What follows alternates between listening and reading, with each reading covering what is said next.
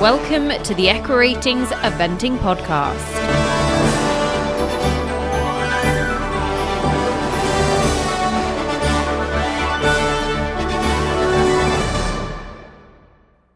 Big start. I mean, Nicole, I know you're not the host. It's me, it's Derm, the host for the Alphabetti Spaghetti, my one time to shine. But Nicole, the music is such an addition. You love this music, don't you? Do you go to bed at night listening to this, thinking of your personal triumph in life? Yeah, I just think it's so grand. It's so big and bold, and It's uplifting. It is. Okay, anyway, it's back. Alphabetti Spaghetti. It's another week. I've got some guests in the studio with me. I've got Nicole Brown. You can hear her in the background. I have got Sam Watson of EquiRatings, and I have got Ciaran Glynn, Irish event writer, Colossery. What else would I describe you as? He was part of our epic WEG team. He was a big part of the EquiRatings WEG team. Glynner, welcome to the show. Thanks, Dee. Love the music. I think it's a fabulous score written by your good self. Amazing work you do there. Thank you. I mean, it's actually, I've had to shorten it a little bit. It was 25 seconds to begin with. And Hang on a second. You had to shorten it a little bit. Well, wow. I mean, from feedback. You got your minion to shorten it. Yeah, yours truly. I mean, when you opened with that sentence, when you said I had to shorten it a bit, I thought you'd gone full Bohemian Rhapsody on the original, but okay. It was much longer. In fact, it was probably much too long. But I will give our loyal fans, maybe at the end of this show, Nicole, we might play the full version just this week, the full 25 Yeah, we can do that. We can put the full 25 seconds in at the end of this show, no problem. I like that. Sam Watson, have you had a good day on Cheltenham? It'll be long over by the time people hear this. Every day's a good day at Cheltenham. Well, we've just had Epic Thursday. I think that's the only word to describe it. It was, if you listened to our podcast last week, folks, I didn't give you a bad old steer. Unfortunately, you wouldn't have heard it by the time that Vintage Clouds did come in.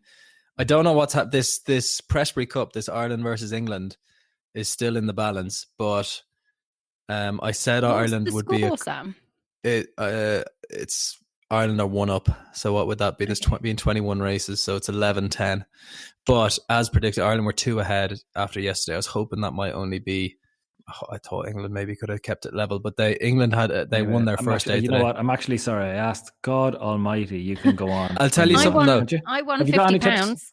You won £50? Yeah. Oh, good work. Who did you win that on? Bryony Frost, Frodon. Yeah, good shout. Great shout. Yeah. I had a few quid on it. Yeah. mean, you're all over your 2 Brit girls, but don't forget our one. Oh no, Rachel Blackmore. Yeah, she's the queen. She gave a great interview this morning. She just said, Alice said, you're number 2 in the professional jockeys championship in Ireland. It's really showing that there isn't much difference between female jockeys and male jockeys now. And she just says, I think the female jockey debate is over now, and just left it at that. She just said, it doesn't exist. There's jockeys. That's it. I mean, what a big start it is to the Alphabetti Spaghetti game. B for Blackmore, B for Bryony. We're on B. Yeah, we're on B. It's for anyone who's tuning into the first Alphabetti Spaghetti, it's my show where I just ask people random numbers and I give them things to talk about that begin with a letter. And this week, the letter is B. I've got 3 people. We've got a time deadline. Let's not go over it. Who wants to start? Give me a number. 7. Interesting. Big start. I want you to tell me about Buccalo. What you can remember. Yeah, so, I mean, this could be very short. I arrived on Tuesday, and I think I left on Sunday evening. And there was some, there was a party in the middle, I think. And yeah, great week by all accounts. The pictures were fantastic. It is a great week. I mean, Sam, fabulous week. Anyone who hasn't been to Buccalo should go. It should be on every event, rider and followers calendar. I mean, I won't lie. Sometimes when I'm feeling a little bit sad or down with life, I replay some of the videos that I have on my phone from Buccalo, and it gives me an immediate lift. It's an experience.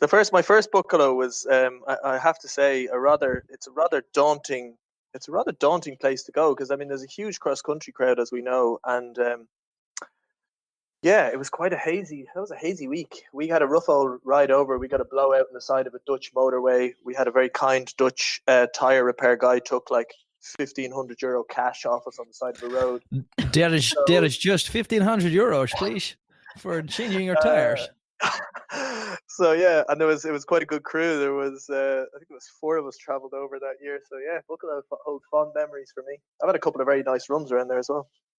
We can't actually forget the parties at Buccleuch are pretty legendary, but the actual competition itself is very, very good. We've had Sekatinka won Buccleuch back in 2017. Who won it last year? Samurai Duto, Julia Krajewski. Oh, what a battle last year. Samurai, London, and Biro. The 3 of them were miles clear. And I mean, to the extent that Biro had 2 fences down and still finished third, I think. They were miles clear. Biro at Buccleuch. I mean, do you remember, Nicole, Biro?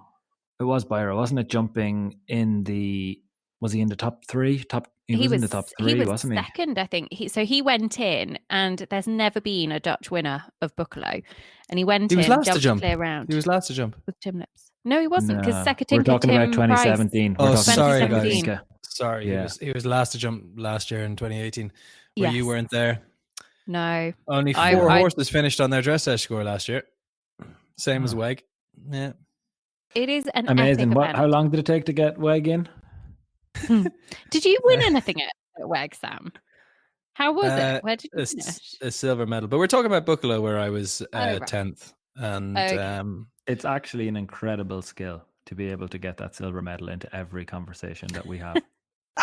It's unbelievable. I mean, there is literally very few conversations myself and Sam have on or off the air that medal doesn't come up. Does he now just answer the phone with "Hello, silver medal"? Do you go out, Sam, and like rub the back of your neck? Go like, oh, my neck's really sore. Those medals are really heavy. Well, no, but I mean, if I'm in a restaurant and they're or you're, where was I? I was at an awards. Obviously, we all know what the award was for, and they were like, "Yeah, would you like beef or salmon?" I was like, "Oh, I remember having beef when I was out in America a few months ago, where you won your silver medal." No, I don't. What's funny is we used to laugh at Sam's dad because he had an individual silver medal back in the World Games in 1978. So, I mean, there's a really nice story. Sam's dad won a medal in the US 40 years, almost exactly to the day before Sam won his medal in the US, also a silver medal, as we all know. But we used to always laugh at Sam's dad, and in fairness, he didn't even do it that I still much. do laugh at him on a regular basis, but for different reasons. We used to laugh about Kentucky because we used to always pretend that he talked about it all the time. And incredibly, we do really have a case of history repeating itself. However, let's move on. Papa Bear, you know I'm only kidding. I love your stories about your silver medal, and long may it continue. Who's next on the list? New number. Nicole, you go next. 3, please. Very funny. Okay, 3. I will give you a choice, Nicole. You can have, and you've got to pick, and you can interpret this any way you want, but you can pick one of Bragg or Burton. Oh no, Dad, you can't ask me that.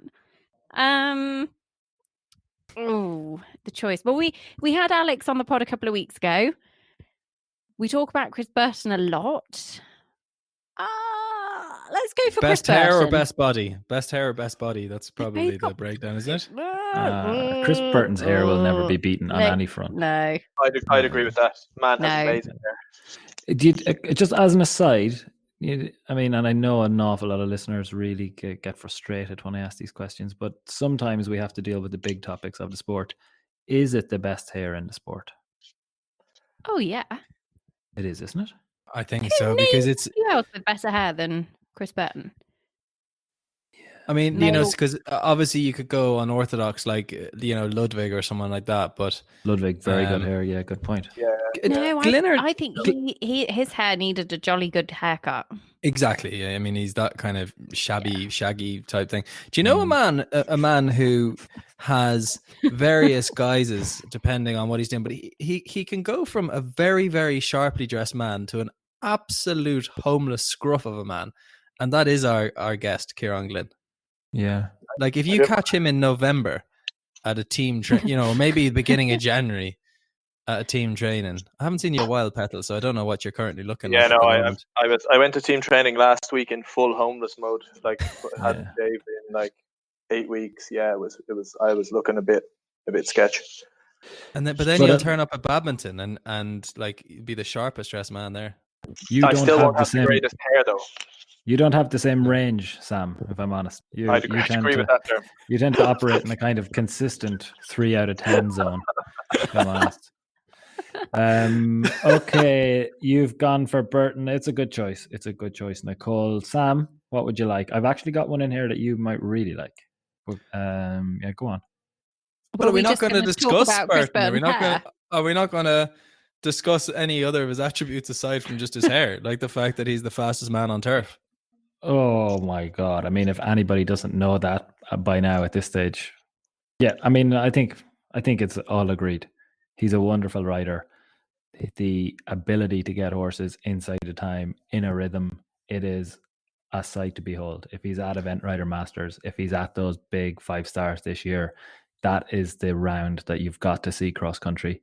It's different to, your big cross country superstars, Philip Dutton, Gemma Tattersall, Janelle Price. The Chris Burton round is always outstanding, and that even as someone who didn't grow up riding horses, even I'm able to see when they're in a rhythm with him. You can just watch the clock, and he never looks like he's going fast, and yet he's pretty much always the fastest. So, yeah. If anyone's got any time, sorry to interrupt you, D. I was just gonna follow up exactly what you're talking about, which is if anyone's got any time, go flashback to Wiesbaden last year, 2018.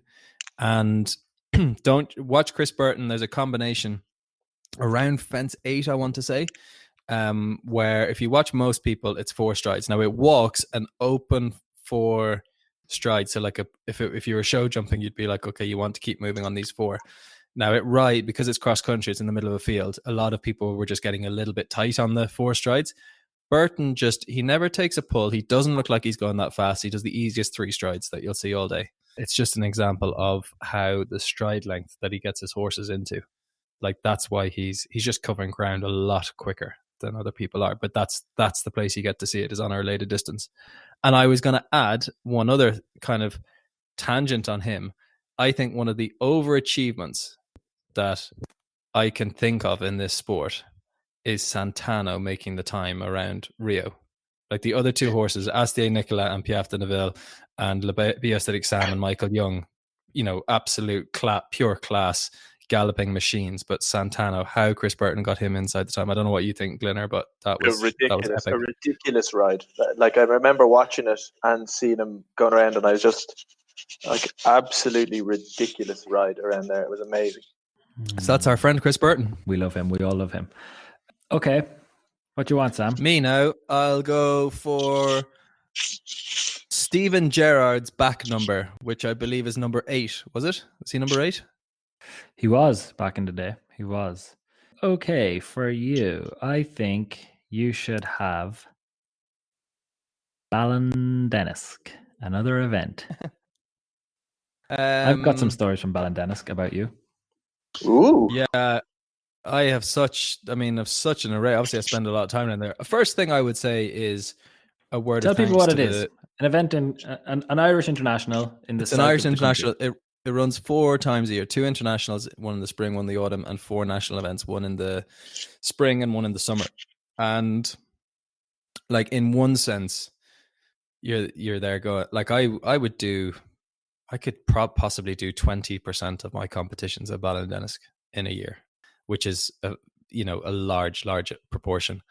And in one sense, you're kind of thinking, it'd be great if we could, give the horses more variety. But that's a complete injustice to the fells, who will do everything they can to put perfect going out there for us. They're very groundsmen, I have to say. No better people. So good place. And then I have happy memories in that I've won a few internationals there. Horse where Arda Highlight in particular has a very good Ballindennis form. But then after I won that silver medal at the World Games, which I did last year, do you remember that? I arrived back and I had to go straight down to Ballindennis, and I was by myself because Sparks wouldn't come down with me because it's too much. Been away from the kids for about 3 weeks, and she had to do the quarantine and all that. So I was down there by myself with one horse in my lorry. For some reason, the electricity wasn't working, and I was like halfway through a microwave meal and the electricity went. So I was like having a half-cooked microwave meal in my lorry by myself at Ballindennis. That's my last memory. I have a good story about Ballindennis. Go on. So I don't know, it was a good few years ago, and I was near the stabling area, minding my own business. I was having a great old time, and then I heard this enormous crash, huge crash, and I look around, and Mr. Sam Watson has kindly done some tree felling, and he's broken a rather large cross-country fence clean in half, like just gone. It's no longer in existence. And he's picking himself off the deck, and he comes pottering across the field. He looks a little shook, I have to say, and I walk over. I said, Sam, are you all right, Petal? You look a bit shook. Yeah, I think I'm okay. And then suddenly his shoulder just kind of falls out of its socket. It was quite strange to watch. And then he promptly faints and lies on the ground like a complete Madonna in the middle of the field. And I end up having to hold his feet up in the air for him, so that because he's fainted, obviously.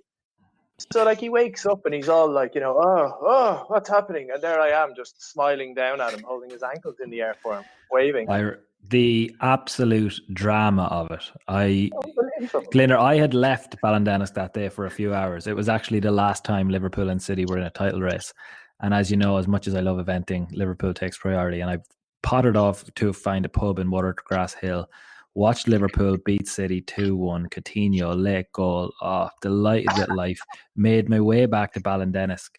And I'm walking across. I know that round is going on. I wanted to be back for his cross country. Got there, and suddenly like all these people are milling around and shouting, and like the big palava's happening, and they're like, Sam Watson crashed into a fence. He's on the ground over there, and like he's surrounded by people. So I'm like sprinting across a field. Oh my god. Hang on. So I had the little episode at the fence, and then I walked, and then you walked off to the side.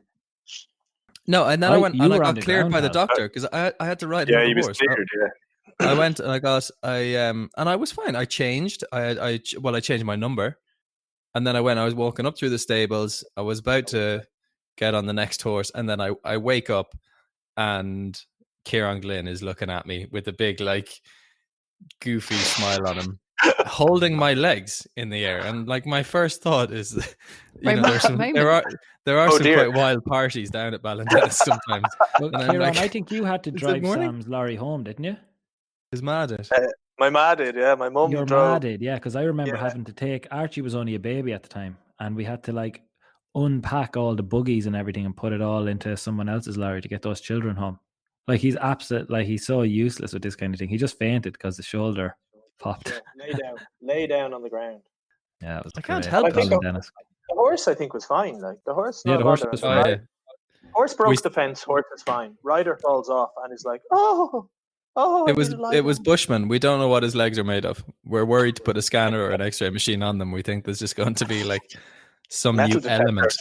Some sort of. Team, I've got one for you that I want you to discuss. I think it's an important one for the sport. Another B, and on my list I've got betting. Where does it sit at the moment in our sport? Will it ever make it? Is there a desire to make it? We've seen the success of it in racing, but also the perils of it. What we're asking our jockeys to do. You can see this week some of the drama coming from it. You've got to ensure that horses are trying, and a jockey can get a ban if the horses don't try, and that's all driven from your betting markets. But also, if the horses are pushed too hard, the jockeys will also get a ban. So it doesn't come without a lot of complications, and I think the BHA are, always in the middle of that when they're now balancing welfare with essentially what funds the sport, which is betting. Is it a problem or is it an opportunity for our sport? Well, I was going to say probably me over Sam and Ciaran answering this is probably the wrong way around because I'm terrible at betting. It's like £1 each way. But in my opinion, I don't think it would have an effect on the way people ride to compete. At the end of the day, they want to win. If it goes some way to engaging the public and giving them an extra interest and building excitement around the sport, then I'm all for it. And I think it would be exciting to do it. I don't think it would change the actual competition as such. Maybe that's naive of me, but that's my opinion. Yeah, I don't think you want to put the cart before the horse, but I would ask what successful sport in terms of viewership doesn't have betting. I can't think of many. Both fair points. Hello?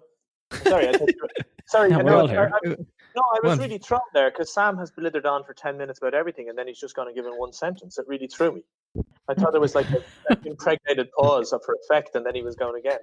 But, I have to say I was fully on the same page as that. I was there's absolutely no conference call I've been on or pretty much no time in my life that he has given a one sentence answer and then stopped. He certainly never asked a question of anyone else. I think everyone has been curveballed here. I agree regarding betting entirely with Nicole. I agree that I don't think, just relating to your first point there, I don't think that it would overly, if any way, change the way riders ride their horses. No rider is going to be trying any more hard. Less hard is a more interesting question. But I don't think it's going to change how hard you push your horses. And I agree with Sam regarding kind of bringing the public towards our sport. If it's something that helps to engage and makes people look more at our sport, then I think it needs to be considered, at least all the pros and cons weighed up. I don't think that my friend Dermot Byrne would be as big a racing fan, or possibly he might not be a racing fan at all if betting didn't exist. Now, I know that it sounds a bit harsh to say that because when you think about it now, Dee, you're absolutely not about, like, you're absolutely Bryony Frost stories, Blackmore. like your Blackmore stories, but all like your horses as well. Like the day you got to go and see Koto Star in the flesh. Oh my God. And then they were beside each other. Yeah, I mean, and you are, and do you know what? And it's one thing I don't give you credit for regularly enough is to be fair to you. You really bring that across, which is why I think you're a hit with this ERM commentary and stuff like that. Is you bring it across in eventing as well. You're, in terms of being a fan of the actual sport. But I think what probably brought you to it, and if not you, certainly I think tens and possibly hundreds of thousands of people that turn up racing every year. I think that betting can bring them there, and sometimes it gives them something to be interested in, and it or certainly keeps their interest in. But absolutely, when they're there, like they buy into the stories and the theatre and the sport, and then they get to like the volumes of people at Cheltenham this week, and the people who've experienced today, all of the subplots that went on in today's wins. It was just a huge day of racing. But I don't think as many people would have experienced that. In fact, I think a tiny fraction of people would have experienced that had if it wasn't a betting sport. Yeah, I agree entirely. Yeah, go on. Why don't we have betting? Like, why? You need a data company. You need a data company. Oh, yeah, wait. There you go. Really? A second. One of the things, I mean, we've looked at it, and it was actually the starting point for EquiRatings. Really, when we were dreaming this up back in 2012 and 2013, it was very much around going betting first. We were going to go there, and to be honest, if we were going to go betting, we absolutely wouldn't start in eventing. We'd start in show jumping. We started in eventing because it's a special sport, and there was a job for us to do here. And the reason we didn't start on betting was that we realized before people could have a bet, we had to be able to bring the information to the market to help them make an informed bet. And before we could take a bet, or before we could give someone the information that they could take a bet, we had to be able to give them the information to allow them to set odds, to understand risk, to understand how to create a book, or if they were able to create a book and they understood that part, well, then they had to have the information to be able to back that up. So I think it is something that's progressing all the time in the sport. There's ways in which you can do it in terms of like the one that I love, and I would even love to just do it. I mean, I've said it on air now, but I'd love to just do it even between us on a WhatsApp. But I just love overs and unders. Whisper, don't tell everyone. Overs and unders. Like when you've got our expected dressage scores, you've got those predicted scores now appearing in dressage, and there's a huge amount of data science going into how those scores are created. Yeah, but I mean, something as simple, Sam, as being able to tell me if it's going to be above 26.5 or below is the first step of how a dressage test suddenly becomes more engaging than just waiting to see what score they have.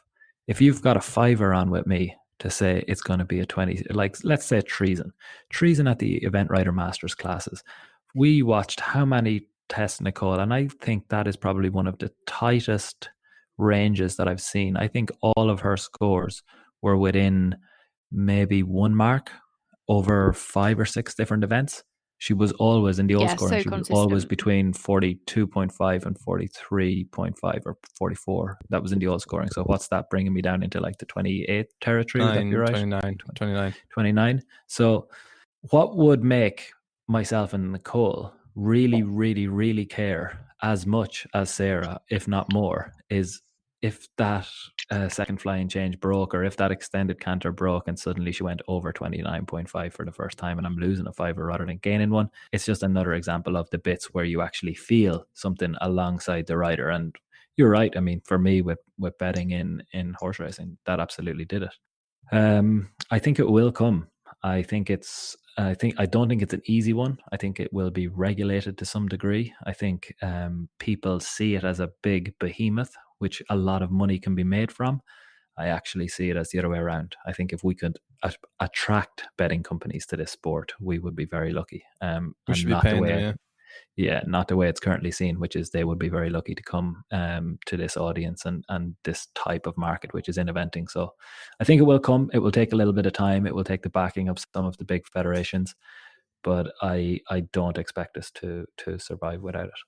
Okay, good one. I hope to be there when it happens. Do you want to do Ballamore Class? What do you think his chances are this year? I mean, Sam, he actually, would you be a darling and would you check the FPP, which is the field pass percentage for my friend Ballamore Class? Because recently we were looking at a new rating, which we're hoping to bring to the market soon, but it's essentially a rating which helps us look at how many horses that a horse has beaten in his career. I know Jenny mentioned it when we were looking at another B, Mr. Bass, and he has had a very successful 2018. It's a rating which we also can apply to riders. The one which is springing to mind at the moment for me is actually Liz Halliday Sharp. I think she shows up as having a fabulous 2018 season when you look at the amount of riders who she competed against, how many people she finished in front of. But Sam, memory, I'll tell you, she was on. So Piggy French in 2018 did 39 internationals and beat 86% of her opponents. So she faced 2,830 opponents and beat 2,436 of them. But actually, Piggy French was first. Elizabeth Halliday Sharp was second. She was kind of the one that you might not expect, because then you're into Astia Nicola, Laura Collett, Ros Cantor, Maxime Livio, Chris Burton, Mr. Hare himself, Thomas Carlyle, people that we know like that. You wanted to know about Ballamore Class at 5 stars. I think we looked at 5 stars, and what I loved about it. 5 horses have ever beaten him. Exactly. Yeah, it was pretty insane. I have to chuck. I'm turfing out athletes here. Is he going? Do we know? Is he going back to Kentucky? Does anybody know that yet? He didn't go to Kentucky. He's taking Cooley Masterclass to Kentucky. Masterclass goes to Kentucky. Ballamore Class will go to badminton, I'm sure. Yeah, you would have thought so. I think he'll go double-handed to both. Well, he has to win, or he has to get like basically 2 in the top 5, or is it 1st and 7th? I think is the minimum. He has to get maybe what would that like number 1 to maintain? Yeah. So otherwise, on the 1st of May, Roz becomes world number 1, first female world number 1 since Mary Kim, 2011.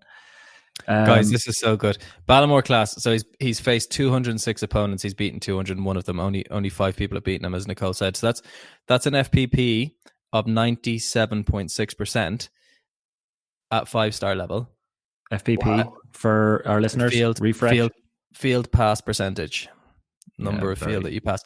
In 96.5% from 4 internationals, facing 258 opponents, beating 249 of them. So only being beaten by 9 opponents in 4 starts is another B.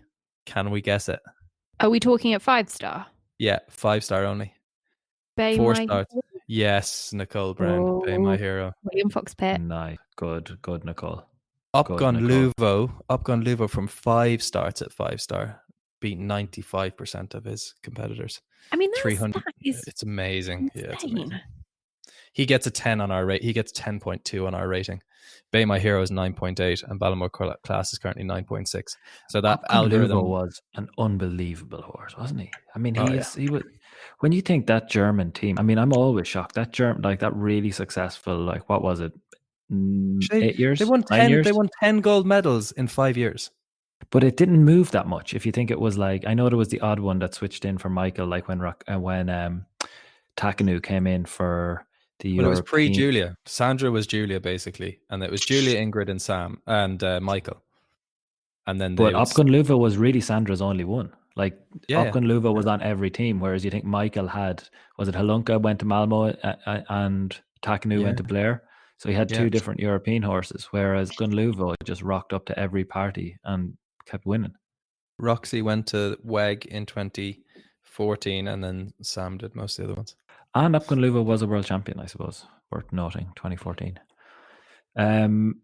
On the subject of badminton, I've got 2 horses in mind. Lucinda Green, 6-time winner on 6 different horses of that event. Can you name me some B horses for Lucinda Green? Be Fair. Be Fair, yes. I read Lucinda's book in one of my nerds phases, and I think the book is actually all about Be Fair and how they purchased them and everything. That was brilliant. Black Beauty. Not one of Lucinda's, I'm afraid. Not one that I know of. Beagle Bay. Are we meant to name all 6 that she's won on badminton? Oh, God, Regal Round. Round. George. Claire. Yes. Who? Oh, yeah. Wide Awake. Oh. That's me at night at the moment. You go. Is that her? Is that are they the 6? I was going for Priceless, but that was Ginny. Yeah. Before all our times. Jeez, we're only whippersnappers. Podcast listeners, send us if you are of that generation, i.e. if you're in your, late 30s. Let us know your thoughts, your favorite B thoughts from your generation of eventing. Which Alan Kula was a kind of, he was a naughty horse, wasn't he? From the naughties rather than bold. Yeah, there's loads of them though. I couldn't list them all. There was too many coming up. What else have we got in the BSD? I mean, the events is unbelievable. I had to try and keep a limit on the events. I could, if you want, I could give you some events and you could tell me. Give us one word. We have to choose between them. Okay. That would work. Okay, you've got, I would give you a choice between Bramham or Blenheim. Blenheim, because I've never been to Bramham. Blenheim, because I grew up there. There you go. There's a little fact. I'd be more competitive at Bramham, I think. Yeah. You okay, Sam? I'm just trying to work out if Nicole is some descendant of Winston Churchill or something. No, I'm not. But I did grow up at Blenheim. Like, literally, we lived about a mile outside the estate. My dad was livestock manager there. I know. Oh, my word. I know. Yeah, there you go. Every time I go back, makes me happy. I have good memories there. Like, I remember I first experienced frozen yogurt at Blenheim. Oh, wow. It was quite an experience. That's very I was a kid. To be honest, another B, and it's something that I'm afraid I'm constantly struck by, but you are as basic as it comes. Like, imagine your main excitement and memory of Blenheim Palace and all the history that has gone with Blenheim Palace. And you are so basic that all we got from you was that was where you first experienced frozen yogurt. I mean, I've got a question for you, Sam and Ciaran. If you were told that you could win either badminton or Burley, only one of them, which would you choose? Which would you most like to win? Badminton for me. Why? Oh, because he's terrified of Burley. He went there once and he won't even visit it now. What? That's nonsense. It's true, Nicole. He went there once, and ever since, if you even mention Burley, he just goes really quiet and doesn't talk about it. I love Burley. Am I wrong, Burley's Sam? No, you're not wrong. You are wrong. You are wrong. I love Burley. I have two horses in my yard that I am eyeing their future up to be very much Burley centric, which means they gallop like crazy and don't do the best dressage. No, I love Burley and it's amazing, but badminton is that's the one, isn't it? Really, for me, it's huge. It's the whatever. It's the one that's in the big sporting events Holy Grail. Worldwide. Yeah, it's the Holy Grail. More prize money. Ciaran, as well. which would you pick? I would probably pick Burley, and only because Watson would have already won badminton. I have to listen to him banging on about already winning it. So I'd want something to myself. Imagine You need to go and get a WEG gold medal. Oh, yeah, I know. God. Yeah. He's still prancing around with his silver medal swinging in the wind. Yeah. I do a lap of honor when I won badminton. I do a lap of honor, and then I just out of my inside pocket of my show jumping jacket, I just take out my WEG silver medal and start waving it around. Who's your favorite badminton winner? Pop quiz. Like the most memorable victory. Recent years, I suppose. It's a good question. I mean, I'm just such a big Sam fan, Libiostatic Sam, rather than Sam Watson. You're a fan of him as well. Is that the 2016? 16, the record finishing score? Yeah, mind you, 2013 when he gave it to Jock and William and Andrew were both going for a Grand Slam. I mean, 2013 is that was high drama. It's the best 5-star field we've ever seen in the sport. And that's actually on official ratings, not just opinion. Upgun Luvo was there as well. Do you think it would be bigger? I mean, was Andrews one of the most emotional? I mean, you think about the badminton winners. I mean, Andrew. And that was the one for me, yeah, Nereo. I was lucky enough to be there and see that. And then, I mean, we don't have to go back too far for what was a massive one last year. I mean, Janelle's one was fairly big and emotional and a brilliant and exciting cross country. Back after the baby with a boom. Back after the bees baby in there with a bang. Yeah. Rather than a boom. Yeah, I think we've done enough bees. We could go all night, but we've things to do. Anyone, anything else they want to mention? I mean, I had a few more, but sure. What have we missed out on? What have we missed talking about? Nothing too important. Loads more events. You could do events with bees till the cows come home, to be honest. Best New Zealand horse beginning with the letter B. Bleonidas.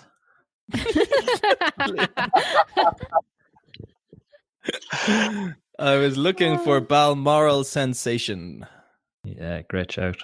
Massive blow to their WEG chances when that news came out last year. That was one of the turning points before the competition, I would say. That was huge. Absolutely. Yeah, absolutely. You wouldn't, I don't think you'll get this, D, but Nicole and Ciaran, Australian ridden horse. I'm trying to think what his big moment in the sun was. I think he did quite well actually at the Hong Kong Olympics. What ridden horse? What was the ridden by an Australian man? Right. Jeremy, you know this person very well, but I'm not sure if you're going to know his horse. Begins with B. Irish bred. Was at one point I remember it being one of the highest rated horses in the stud book in the world. It was doing a lot for the Irish stud book. Ballinacoula, is it? No. Ridden by an Australian. William Fox-Pitt is not Australian. When was he? What era are we talking? So he went to the 2008 Olympics. I'm pretty sure he won Kentucky. I'm pretty sure he's won Kentucky 5-star. Oh, Australian. And he may have. I'm gonna have to. With Andrew Hoy. No. Dear, you know this rider. No, don't know. I suppose he was Australian once. 3 words in this horse's name. First one is B. His stable name is Benny. Big Bad Benny. Been a long time. Been a long time. Yeah. I got been that. a long time waiting for that answer.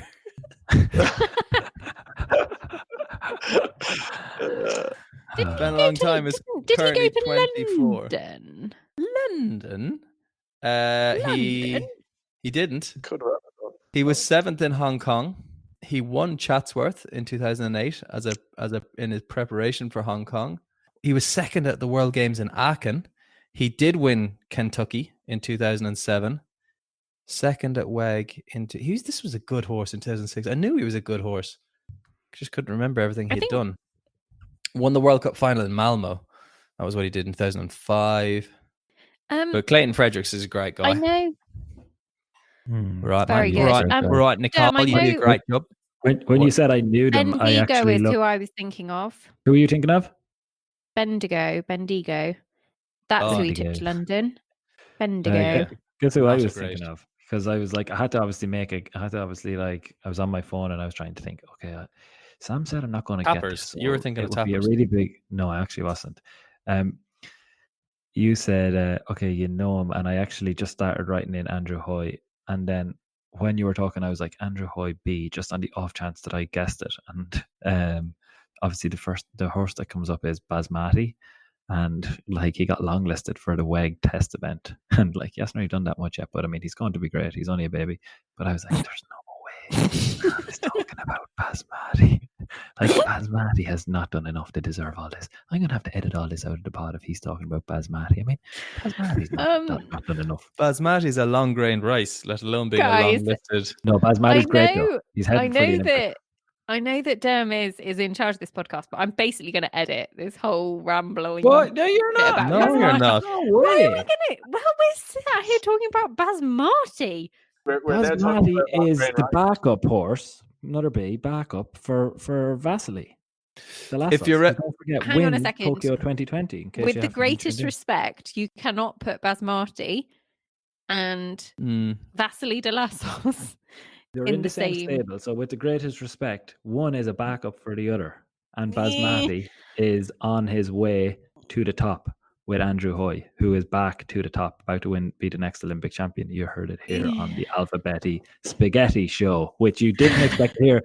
But that is all from us, Nicole. I know you normally wrap up, but because it's an Alphabetti Spaghetti, it means I get to do it. Ciaran, thanks for coming. And I will talk to you, I suppose, in the next few weeks. Sam Watson, thanks for having me. Get back to your polishing your medal. And Nicole Brown, I'll talk to you, I suppose. Oh my God, Nicole Brown, where are you going next week? I'm going to Carolina. Oh, you're actually. Me and Jenny are going to be reunited this week. You'll have been to Carolina, won't you? By the time this is out, in Carolina as the show comes out. Yeah. So that's Nicole, what we're recording this bit early because I'll be away next week. Have you picked a winner for Carolina yet? I've got a few good ideas. Give me one. I actually think Liz Halliday Sharp's got a great shout. She had 2 in the top 10 last year. She on De Niro. She has De Niro's Fernhill by Night, and the one we put up on the Young Guns podcast episode is one you need to watch. Cooley Quicksilver stepping up at 4-star short as well. So I think Liz is going triple-handed in the 4-star short, and yeah. De Niro won the 2-star, the 2-star, now 3-star there a couple of years ago. So yeah, they're my shout, I think, at the moment. Ciaran, you saw Philip Dutton ride up close and personal one day when he was trying horses in Ireland. Just from a rider's point of view, how good is that man on a horse? Literally, I said it a few times. So I watched him try a horse that I knew very well. The horse wasn't particularly straightforward, and he is. For me, he's the best rider I've seen in my school trying a horse. It was an education for me to stand there and watch him. Probably one of the best guys I've seen on a horse ever. What did he win? Olympic bronze. So Olympic bronze, yeah. Yeah, he's a good man. All right. All right. Enjoy America. I hope it's more successful than your last trip when you were very wide-eyed at things like Walmart and things that the rest of us think is normal, like treacle and all that kind of stuff. I know you were you were in an awful way the last time you went because it was your first time there, but I think you're calmer and cooler this time. It's a year since you told us you were pregnant, actually. That's what happened. Just under. this time last year, so when I went out to Carolina last year, I was staying with Jenny. And we went into Walmart to, actually, it was flipping freezing. The beast from the east hit Carolina. It was so cold. I thought I'd go and buy a hat in Walmart. Jenny says, oh, let's go and buy some wine. And I'm like, how the hell do I hide this from her? If I don't drink wine for the next 5 days, she's going to know.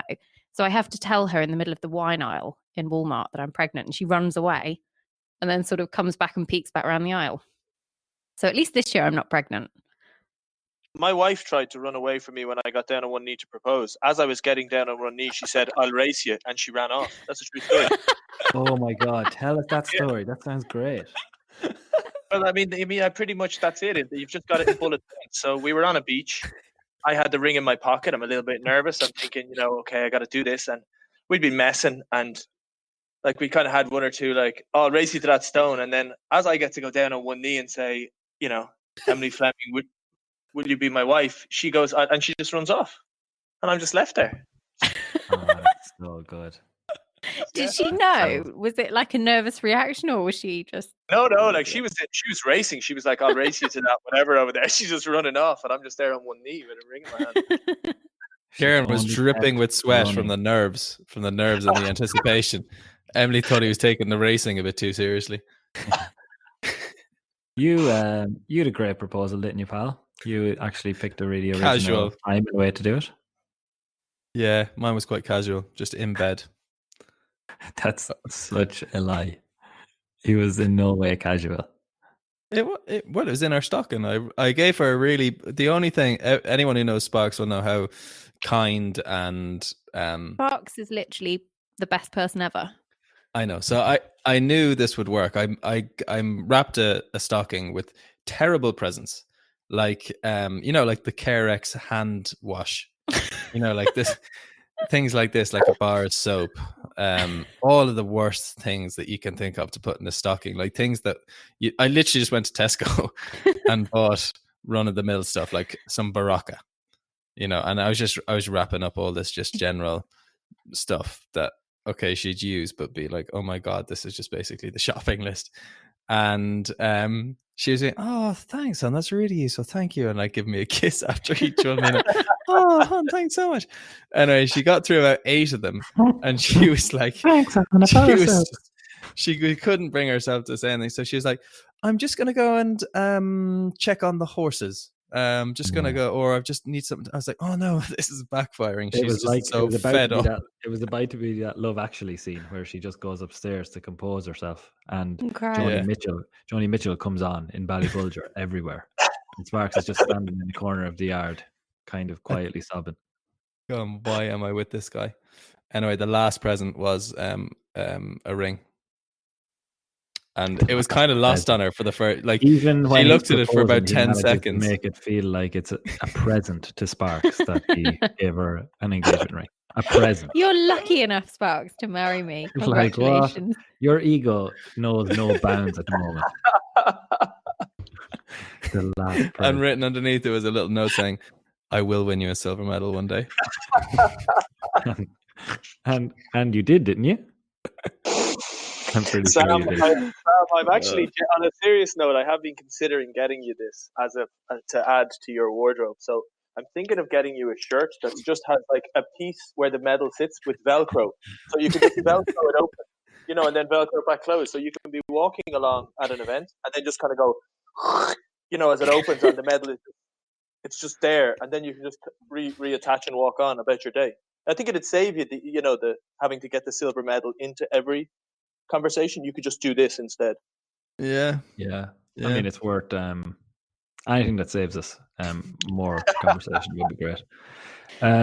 With that, guys, I've got to go. I mean, Nicole's sending me about 9 WhatsApps here saying, can you rap, please? Would you mind rapping now? Could you rap, please? Stop the show.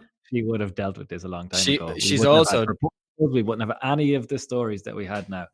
She's dying to do it professionally as well. She's waiting for like a professional podcast rap, and all she's getting is this lingering, tailed off chat. And she's like, please, someone step in, change the tone, and wrap up. Don't forget to mention social media and that you can follow us on all our usual social media challenges, and that the Eventing Podcast will be around again in a week's time. And listeners, thank you so much for listening. And that's me, Nicole Brown.